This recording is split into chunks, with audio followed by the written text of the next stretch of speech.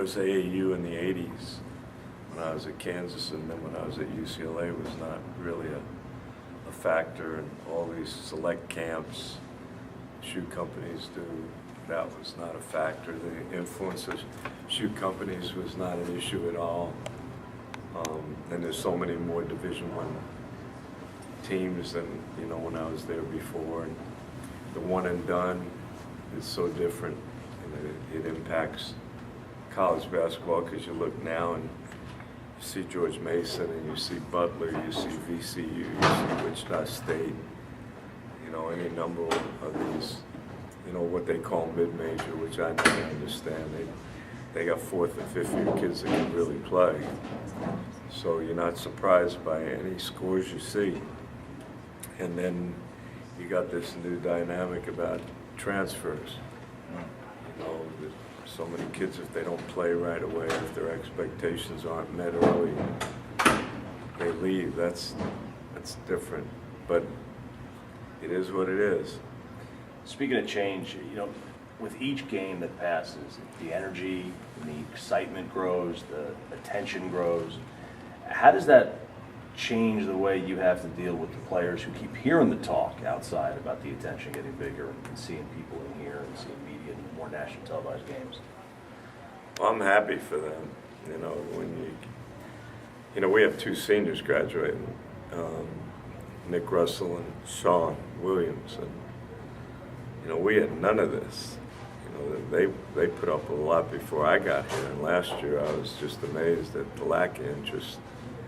So I'm just thrilled for our players. I'm thrilled for our fans and for the school, for the student body. I look at this as a positive. I think we have enough great coaches around and mentors around to make the kids understand this is just a process, and it's just little steps first. But I want them to enjoy this, but also understand that, you know, we're good enough to beat anybody, but anybody's good enough to beat us. So we gotta just keep trying to get better. Have you looked up in the stands and had a moment of, whoa, I'm surprised this celebrity or this person's here? Have you gotten a phone call from someone that's been following you guys as of late? We know the president's been here, all the Cowboys, some of the Mavericks. Have you noticed a new celebrity fan or two? Oh yeah, and today I was a lot of guys that were on the Dallas Mavericks have called for tickets. Not the Mavericks, excuse me, chaparrals. Cracked me up. So the Spurs now. Cincy Powell and Drew Kennedy. And, you know, Jason just called the other, you know, said he wanted to come. I think it's great. You know, I mean, I know a lot of people are coming to see Louisville, and why wouldn't you? You know, they won the national championship. They got a great coach, some great young players. But, you know, I want to, you know, I'm hopeful that they'll come to see our players play, and that'll mean something. Have you been able to kind of quantify the opportunity that you guys have here with this big game here against Louisville, and then the tournament coming up, the conference tournament, and then the NCAA tournament, that you guys go on a little streak here at the end of the year? That seed creeps up higher and higher. Have you been able to put that into thought, that how great of an opportunity this is right now? I don't want to get ahead of ourselves in any way. You know, I was worried about Central Florida.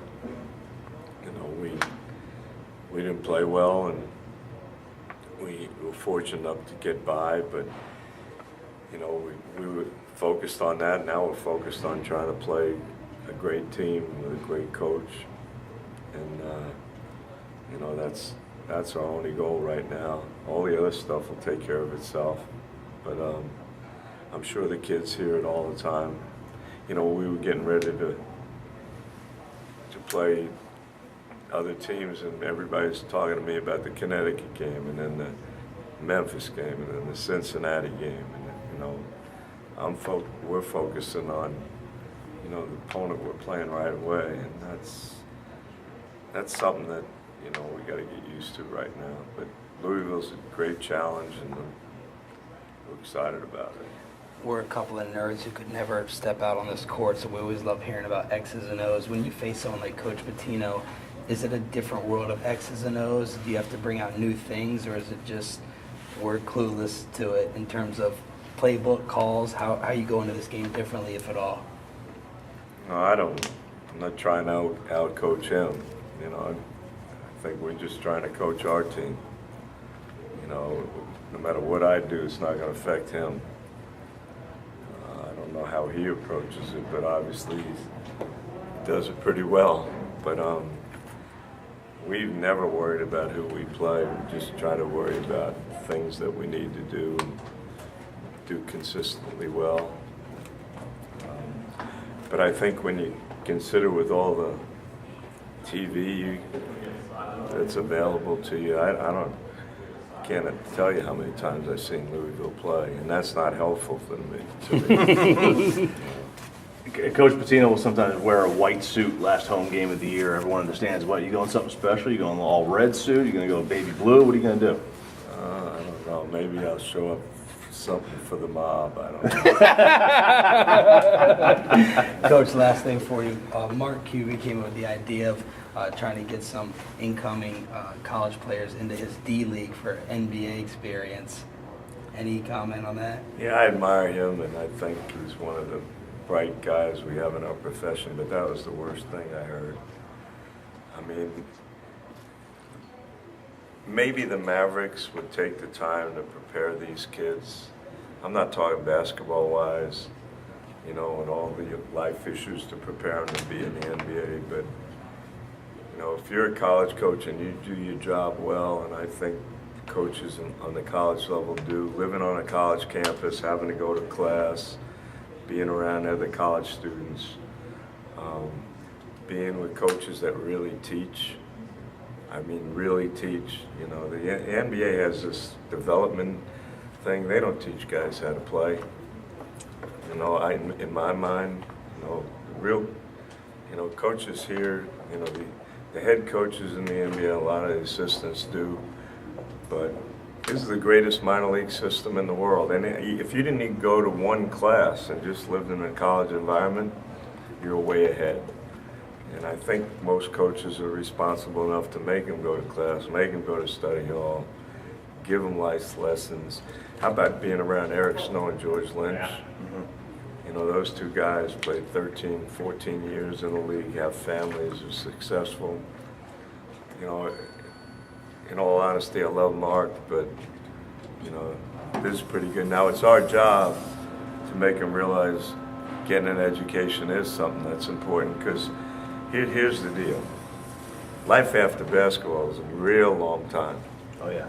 So when you get kids to go to college, and, you know, in general, even though the ones that are one and done, they think about coming back if we do our part. And that's the big thing. I always was amazed the NBA had this, you know, program before the season where they bring everybody in, you know, similar to what you do in college before school start, orientation. And I always used to ask my players what they got out of it, and it was comical. You know, you're not going to get anything out of 4 days of orientation. But, you know, play for Rick Pitino for a year or two, or, you know, Tom Izzo, John Calipari, Bill Self. You know, I think Cuban would be happy with what they're getting. Are you okay with the age limit? I love what he said. I want it to be 21. I want this to be like baseball. If a kid is good enough, like LeBron or Durant, to come right out of high school, let him go. Put it in his contract, though, you can make X number of dollars if you go back to school. And if you stay in, you know, if you decide to go to school, stay 3 years. And then all these NBA people, they wouldn't have to keep these workout coaches because the kids would be prepared. Practice time. Yeah, I mean, what are you going to teach them how to play instead of teaching them drills? And I can't imagine that, you know, Mark and all these owners would be thrilled to death to have. I'd be disappointed if I sent a kid to him that wasn't prepared to play.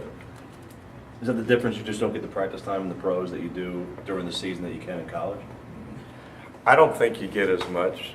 And, you know, they play a lot of games. It's a marathon. And, you know, generally, again, you know, they have workout guys teaching kids. And I think the best, you know, coaches are the ones that teach, you know, and teach kids how to play. And this is not a bad environment to do it in, based on the coaches I see coaching college.